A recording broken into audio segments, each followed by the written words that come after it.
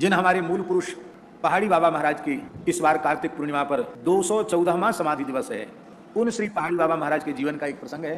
दाऊजी है ना ब्रज में, गोकुल के पास दाऊजी, वहां के रहने वाले एक जमींदार ब्राह्मण थे। 60 साल के हो गए, उनके कोई संतान नहीं हुई। वैराग्य हो गया, अपने भाइयों को, परिवार के लोगों को जमीन जायदाद संभला के वृंदावन आ गए। यहाँ भजन करते थे।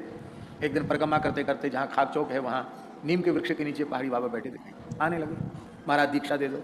बाबा बोले कि कामना पुनर्जन्म का कारण है, तेरे मन में पुत्र की कामना है, इस कामना से पुनर्जन्म होगा, और मेरे चेला बनने को, मुझसे मंत्र लेने के बाद पुनर्जन्म हो तो फिर दीक्षा व्यर्थ है। इसलिए तुम सुपात्र ब्राह्मण हो, जाओ घर चले जाओ, दाऊजी चले जाओ, पुत्र की वासना पूर्ण हो जाए तब आना, जाओ पुत्र होगा। तो बोले महाराज हमारी 60 साल की उम्र हो गई है और अब पुत्र की कोई संभावना नहीं है। तो बाबा के मुख से बात निकली, अब तो वाणी निकस गई। क्या अब तो वाणी निकल गई, मैंने अब तो मुंह से बोल दिया। तो उन्होंने जाते जाते पंडित जी ने कहा कि जो संतान होगी हम आपको ही भेंट कर देंगे। बाबा बोले देखा जाएगा।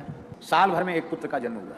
जब बालक मात्र 1.5 महीने का था, उस 1.5 महीने के बच्चे को माता पिता लेके आए, बाबा के धूना पर बाबा के चरणों में रख दिया।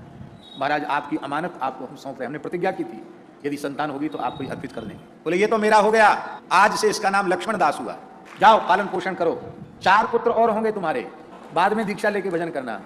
तो पंडित जी हंसने लगे, बोले महाराज अब बुढ़ापे में संतान लगातार होंगी तो लोग क्या कहेंगे, नाम धरेंगे, बुढ़ापे में लाइन लग रही है। बाबा बोले अब तो वाणी निकस गई।